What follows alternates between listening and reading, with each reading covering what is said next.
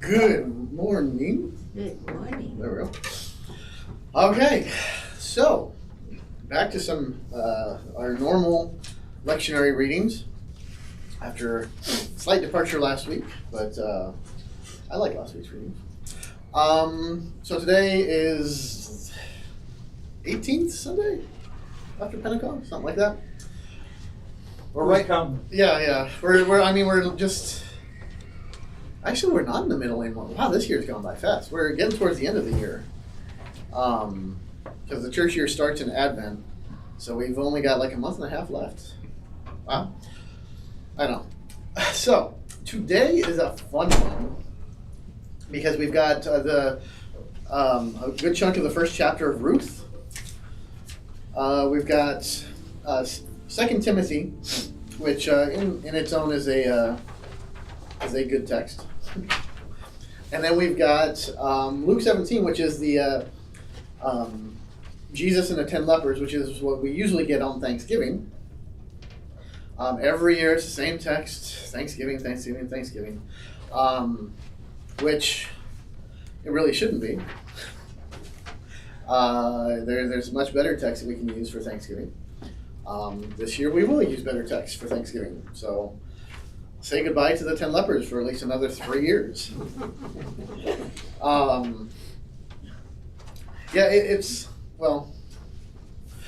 did. So what I'm doing today in the sermon is something that the homiletics guys homiletics is just craft of preaching. They tell you not to do, which is not to be too broad and pull in too many things. Mm-hmm. So like basically you find one text and find one aspect of the text, preach on that, narrow. I pulled in Ruth and the Gospel for today's sermon. I'm not getting into them to a great degree, but using both of those to get at this idea of God's provision, how He doesn't leave His people left to all on their own.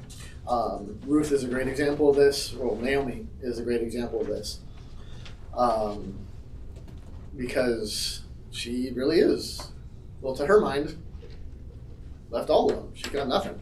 One thing about, real quick, begins with in the days of the judges, right? So, does anybody remember or know what happened towards the end of Judges? Not the end. They wanted kings. Well, they did. They did want kings. They didn't get that until 1 Samuel. But nothing good. In fact, the Judges starts off pretty bad, and then gets progressively worse and worse and worse and worse until there's this really awful situation with a woman who gets just beaten and left for dead, and then they chop her up. It's a whole thing. it's a whole thing. Let's not get into it. But Judges ends essentially with Israel, like all of the or 11 tribes, warring with the tribe of Benjamin. So they're at war with themselves, So the tribe of Benjamin, long story, they're doing, everybody's against them. So tribe of Benjamin is an issue. Then you have Ruth. Ruth slides in here. And this is a time of famine. So they go into Moab. And the kind of the context here with not just the famine, but in the days when there were judges, they're not just escaping a famine. They're escaping all of this. They're just like, this is horrible. Nothing good is happening. So they escape into Moab. This is where Naomi loses her husband, her 2 sons. Are you lecturing today? Oh, okay. Elimelech. I know, Elimelech. There you go. I mean, really, however you want to pronounce it. Well, that one and the other one, the Ephrathites? Ephrathites. You got a good one today. Okay, yeah. Just too bad. And a good old Oprah, right? Orpah, yes. So, she goes in, so there's there's no normalcy. There's no food.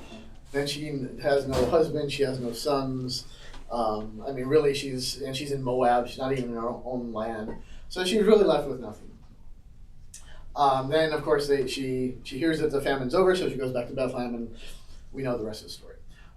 Big picture, though, is, like I said, First Samuel comes after Ruth. When it starts off with they want a king, right? Who's their first king? Saul. Saul, okay. What tribe is he from?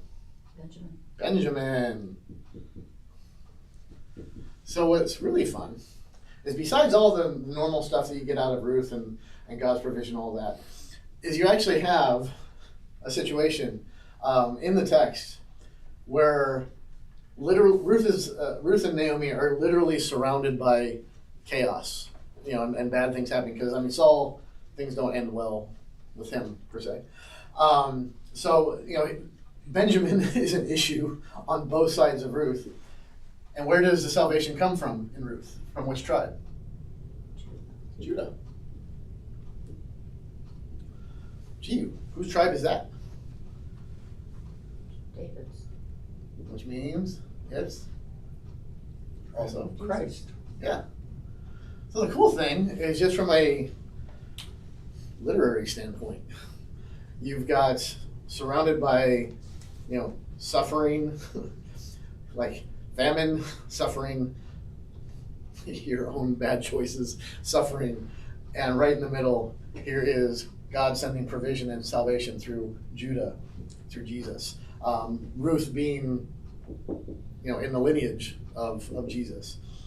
So you've got a great story right there with God's provision, how He doesn't leave her alone, and Ruth is a great picture of disillusionment.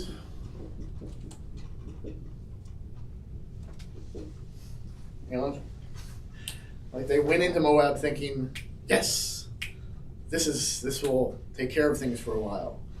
Everything's going to go great, and everything. No one has ever experienced that, I'm sure.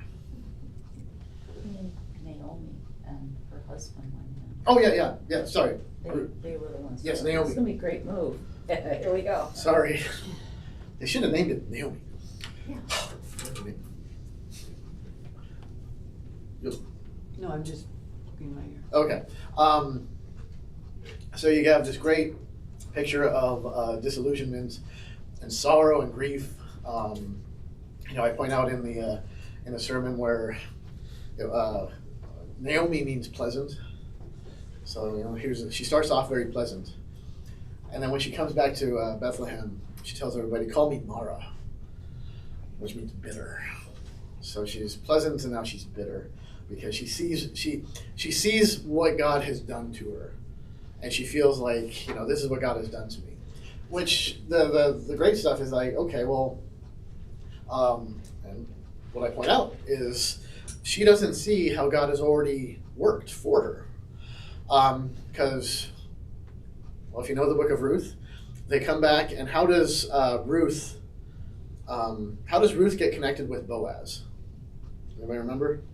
He owned the field, right? He owned it. Well, what was Ruth doing there though? Gleaning. Gleaning. Yeah. Why? Or why was that a thing? Well, they were starving. They're starving, but it was a law, right? God actually provided as part of the law. You shall not, harvest to the edge of your crops. You're going to leave that little edge for the widows. What, 400 years previous to Ruth, Naomi? God laid down this law that was already going to provide for them. Not to mention the fact that, obviously setting the family lineage and working through, Boaz was already, he was already born before Naomi left to Moab. So he's already, where I'm going with the sermon is God's already fixed the issues. We're always stuck in like, oh no, why this? Why now? What am I going to do? How are you going to work through this, God? And the reality is, God's already worked through it. He's already set all the pieces in place. He's already made everything just.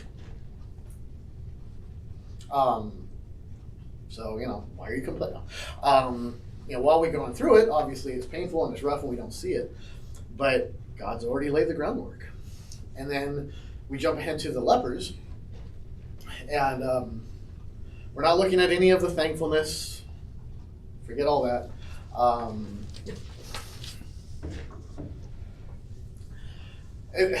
It's a horrible Thanksgiving message. I preached on it many times. I think Jim's preached on it at least three times now. Yeah. Yep. It gets old. But I mean, it's just, it's not great. Because if the lesson is like, make sure, be like the one, make sure you say thank you. Like, why? In the context of that story, what happened to the other 9? Did Went on their way. They went. healed, right? Yeah. They didn't come back. It's like, it wasn't like the one comes back and he's like, I commend you. And then in that same moment, those 9 were all like, oh no, leprosy's back. He didn't he didn't give them back the leprosy because they didn't come and say thank you. I mean, the Samaritan, and there's a whole nice little aspect of being outside, yeah. And he does come back and recognize who he should give thanks to, absolutely. But yeah, it's not like the other 9 were like all of a sudden stricken. Like, no, they were still healed. So just in terms of like, and I'm calling myself, I preach almost every sermon I preach on that text is like, better say thank you. It's like, because I mean, it's used for. Backsliders. What's that? Maybe they were backsliders. Maybe. It is possible. Maybe the one who said thank you went to heaven and the other 9 didn't. Well, We don't know. that's it. Yeah, I mean, if that was pertinent, we would probably know. But it's not. So it is a text that does kind of point to, being thankful. But I mean, really, it's more of just like these are just 10 people that Jesus had mercy on, and tying it with the big picture is a fun thing. Is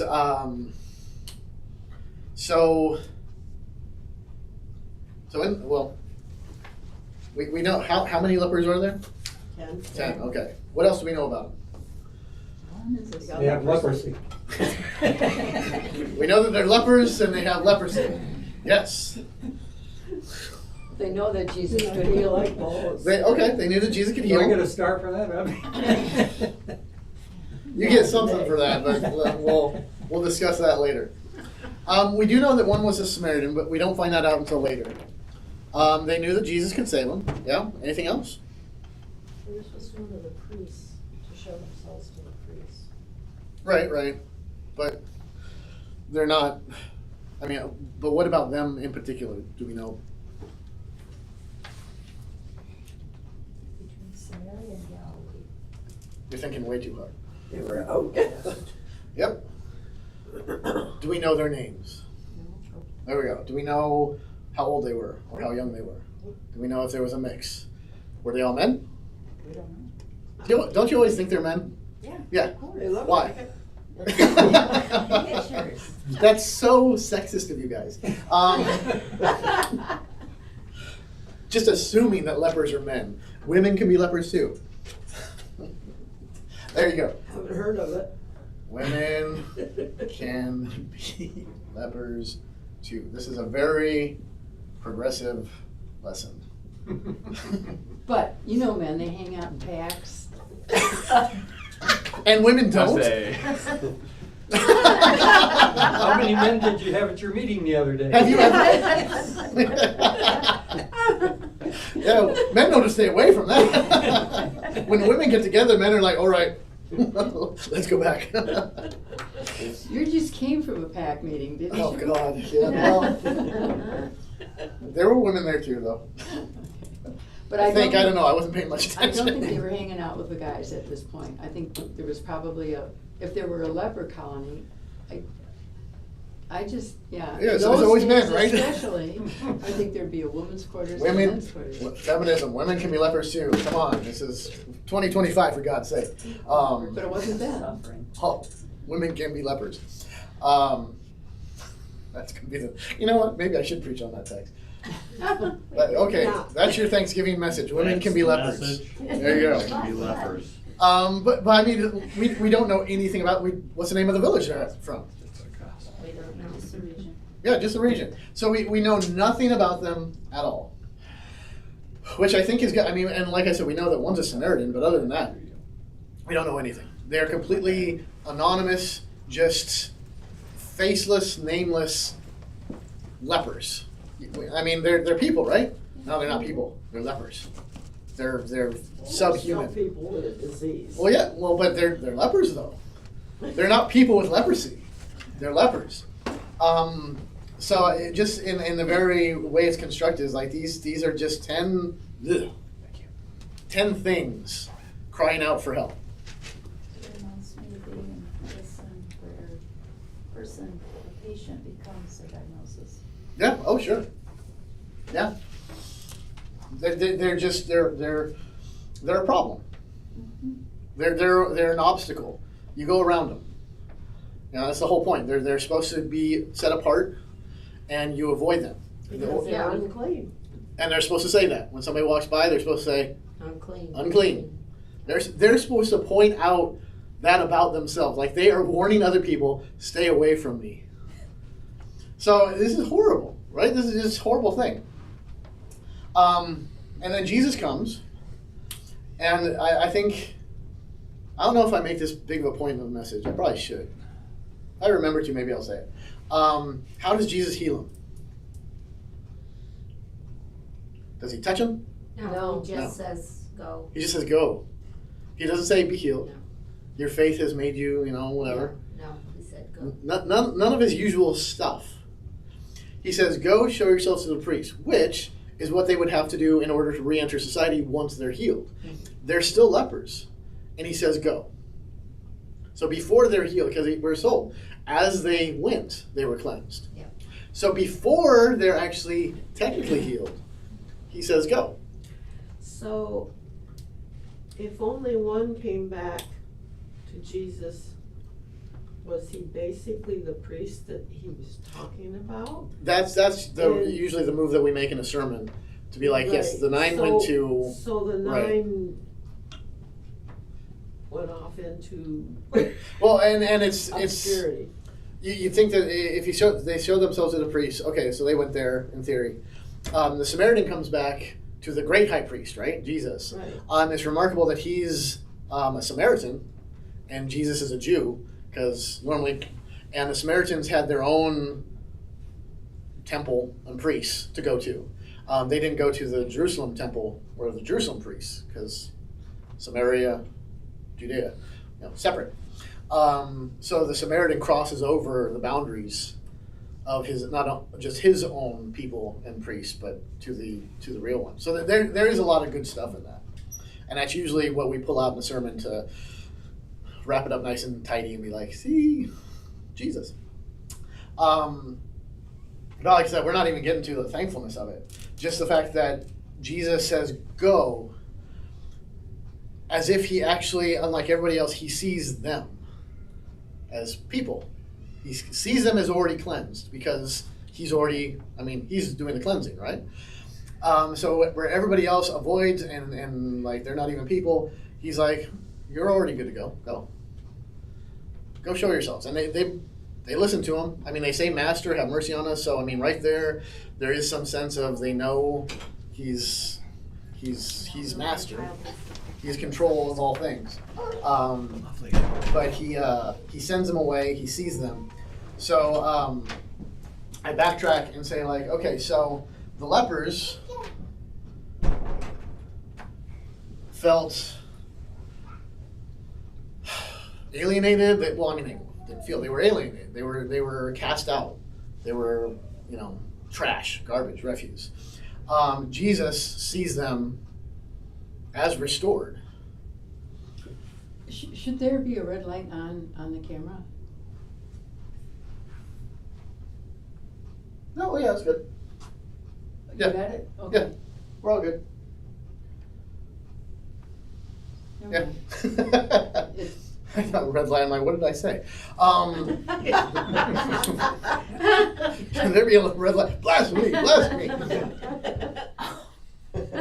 Actually, that'd be kind of funny. You know, like the applause signs. Yes. We could put one right up there, so whenever anybody senses something, we can have little buttons like, they can just flash blasphemy. Never mind. That'd be fun. Anyway, so they needed to be seen by somebody. They needed somebody to see them and see that there was something worthy of saving in that. And you know, if we're looking at how God had already set into motion all the things to save Ruth and Naomi, well, how did He's already set into motion all the things to save them through Ruth. Like, so these lepers are benefiting from the fact that Ruth stayed with Naomi, was brought back to Bethlehem, was married to Boaz, who gave birth to Obed, who gave birth to Jesse, who gave birth to David, who gave birth to Jesus. Gave birth or begotten by. Oh yeah. We gotta get That's where the sign gotta flashes, get the right? women. Like, they should say blasphemy and like partial blasphemy. We're just like on the line.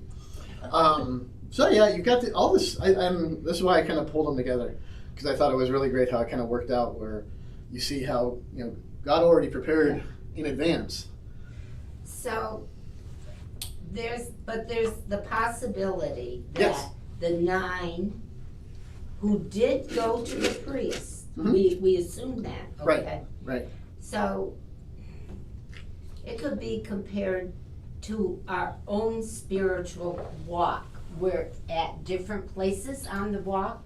So there's nothing to say that at some point those 9 didn't recognize Jesus. Oh, sure. Jesus and say thank you to him. Absolutely, yeah.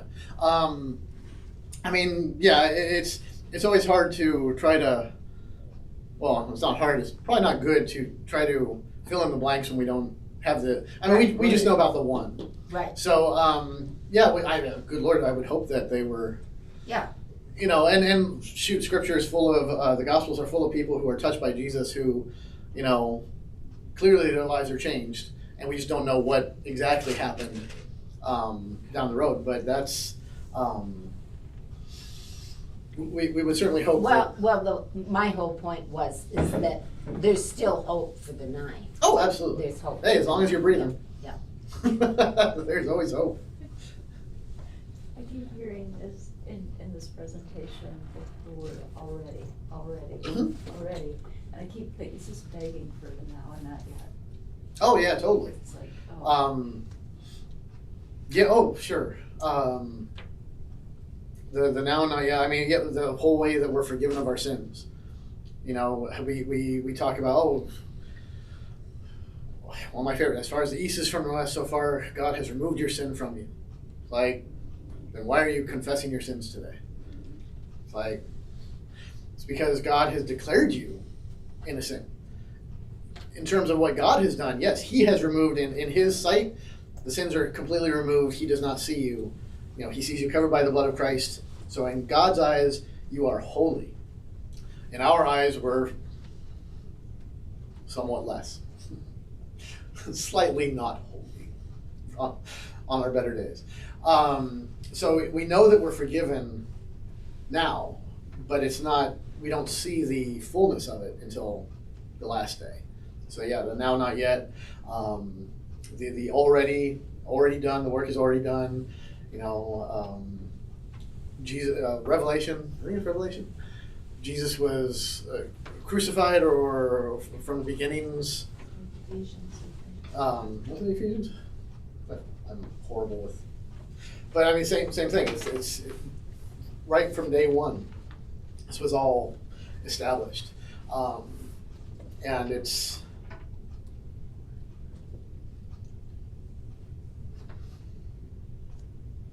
I open with the question, where is God in all of this?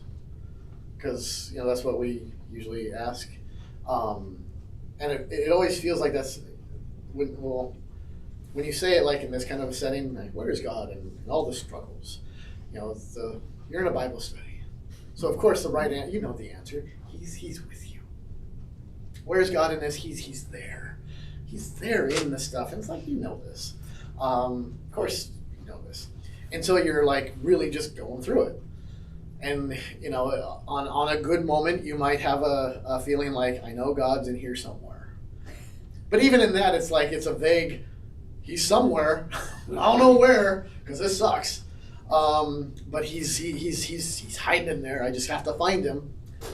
So even on a high note, you're kind of like, yeah, he's there, but I just don't know how or what, and I don't know how this yada yada yada. When you're experiencing it, that's where we go back to the, I don't know, where is God? Why God? And instead of focusing on the present, what is God doing now in this? It's like, well, what was he doing before this? And he was already laying the groundwork. He was already providing. I mean, shoot, 2,000 years ago. You know, Jesus entered into your, like if you're grieving right now, he entered into your grief on the cross. You know, if he took on all of our sins, all of our sorrow, all of our afflictions, that means that whatever you're feeling right now, whatever struggle, difficulty, whatever you're going through, Jesus already took it to the cross. So it's just like, where's God here? It's like, I mean, he's all over this thing. Like you can't, you know, shake a stick without hitting God in that, whatever you're going through. It's just we're so focused on the pain, the sorrow, the suffering, which, well, yeah, duh. Believe it, don't hear me saying like, don't focus on your suffering. It's like, well, that'd be nice if you didn't focus completely on your suffering. But suffering is kind of, it sucks your attention. You know, just because It just means you're still alive. Yeah. Spoken like a true Lutheran. How do you know you're still alive? Because I'm suffering. How can you know true joy? I'm suffering. You're not wrong. See, Christianity needs Lutherans. Because we have too many denominations that are just so focused on like the glory and the like, no, God makes everything great and happy and if you're doing everything right, you should be skipping and you know, and so the Lutherans are the counterpoint to that. We're like, We bring everybody back down to the mud. yeah. We're like, don't forget the sorrow and the suffering of the cross, and they're like, we forgot you're over there. We're like good balance. It's reality-based. Needs a bunch of stodgy old Germans to be party poopers. That's where we come in. Any thoughts or comments about any of that? We need a little joy. Well, I think can make I bring it on the balance text. here. Oh. I think there's joy in here somewhere. I liked your morning prayer yesterday. It was very Lutheran. You forgot what it was. I completely forgot what it was. What was it? It's about suffering. Oh, was it? There you go. That checks out. That's what you wonder where the sermon was coming from. The gospel ends with, "Rise and go your way, your faith has made you well." Yeah. Was the faith by the 10 when they went? Jesus told them to go and they went? Or is it when the one came back? See, I think this is probably one of those, you know what, I can look it up right now.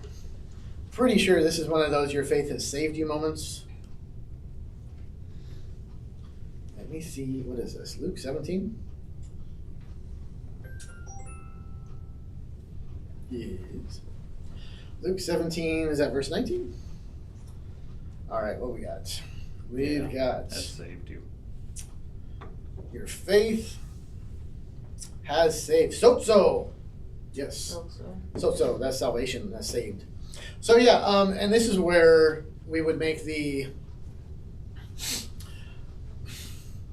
Well, see, and this is where we don't want to. It'd be pushing a little bit beyond the text.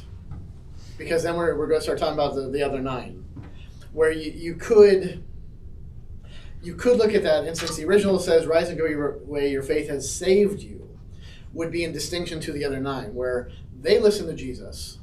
They heard his word. They heard the same word. They were calling out, Master, have mercy on us. So there was some recognition of either who he was or what he could do. They listened, they obeyed, and they were cleansed. They were made well. The Samaritan comes back, recognizes Jesus, and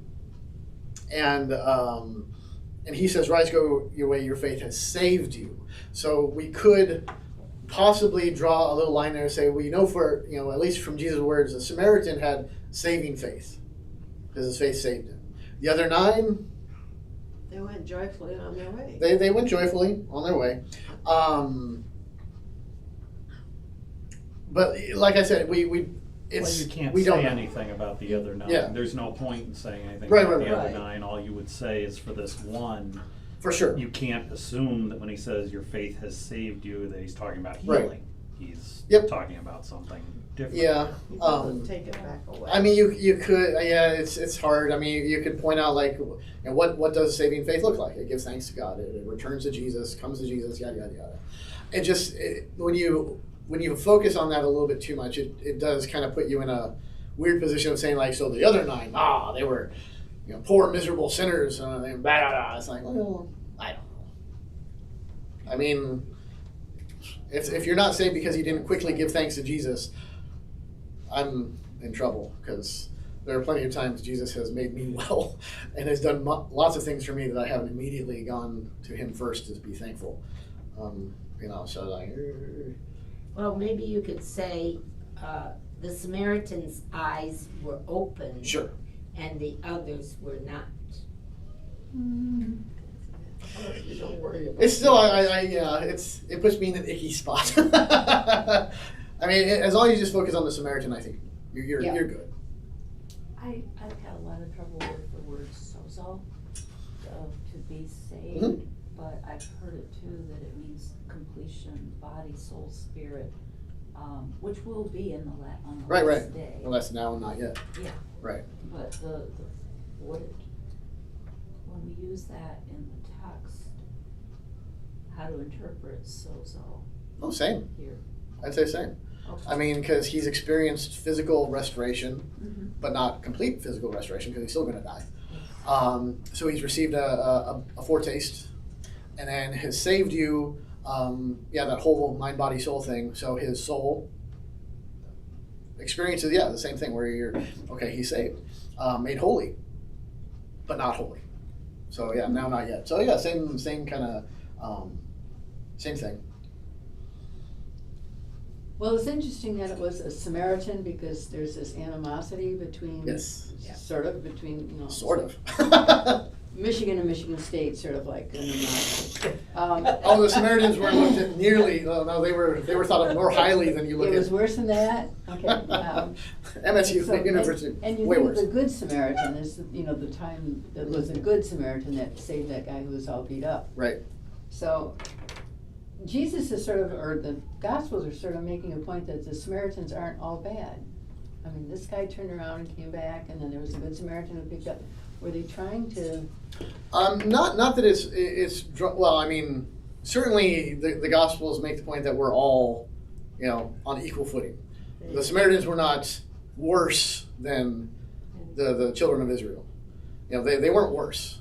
It's a good Lutheran move. They're not better. We can't talk about better. We have to talk about worse. They were to the Jewish people, Right. and that's That's the right. point That's he's the making, point. is that the ones that you think are the ones that are the worst in the world, Right. that have no redemption because they've been worshiping in the wrong place, they were your cousins who did everything wrong, but you're all screwed up. Right.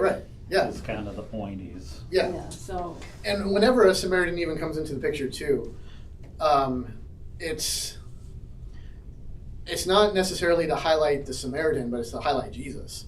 Like the Good Samaritan in the parable, he is the Good Samaritan. So he becomes a Good Samaritan. But I would say it highlights Jesus, because it just shines that spotlight on, the Samaritans, they were the not good enough, the outsiders, the cast out, like they are of us but not us. Well, that's Jesus, right? That's how he was treated. He came to his own, but his own did not receive him. Jesus is, he became a Samaritan to his own people, essentially. And the similar thing with the lepers, they were all, well, where were they? They weren't in the village, they were on the outskirts. Well, Jesus wasn't crucified in Jerusalem, he was crucified outside the city gates.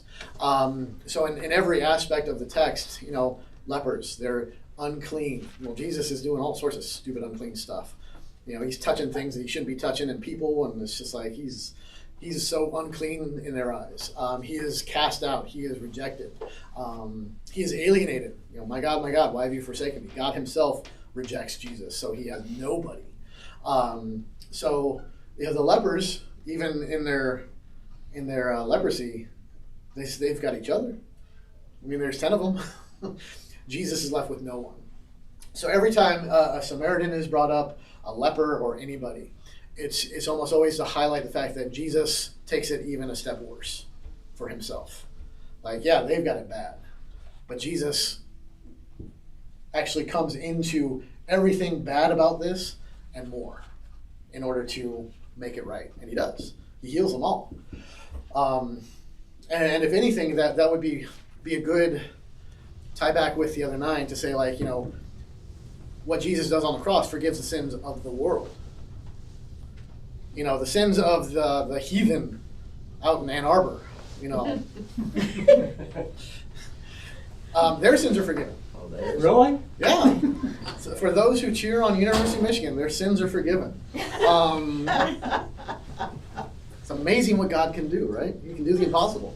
Ohio is still going straight to hell. Oh, yeah. Just making sure we're. They are sons of perdition. They're They're a whore of Babylon. That's all. It's all attested to in the book of Revelation. Just had to make sure.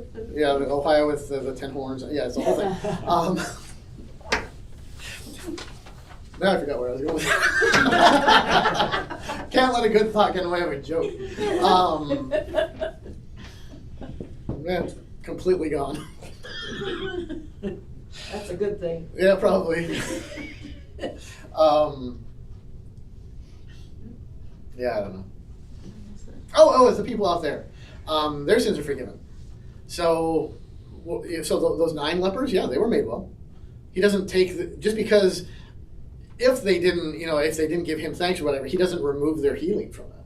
Just like when a person, is a sinner but doesn't believe, does that mean their sins aren't forgiven? It's like, no, his blood covers them all. It's just that they don't take hold of it. Like, the forgiveness is there. They're just like, nah, I don't want it. I don't need it. It's a pushing aside of what is already granted. It's not he's not holding out forgiveness like, come and get it. Like, here's my blood. Grab hold of the cross. No, the cross grabs hold of the world. It's just the world is like, no, you. Well, I guess it wouldn't be cross.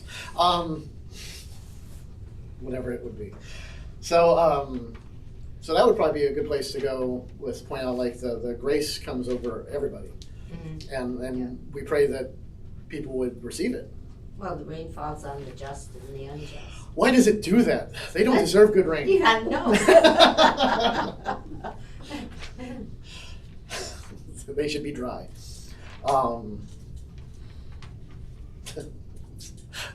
Ohio, good Lord.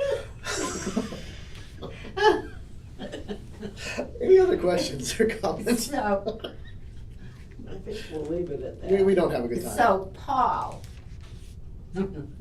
Yeah. What'd you do now? Okay, so Paul, Yes. does his lineage trace back to that of Benjamin? I mean, I don't know anything about. Oh, what tribe was he? He's a tribe of. Benjamin. Was he a tribe of Benjamin again? I don't remember.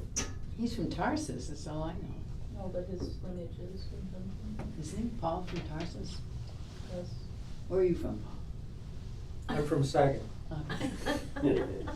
He's not Yeah. from Totally Ohio. different tribe up there. Yeah. He's not from Ohio. Yeah, he was a tribe of Benjamin too. Good poll.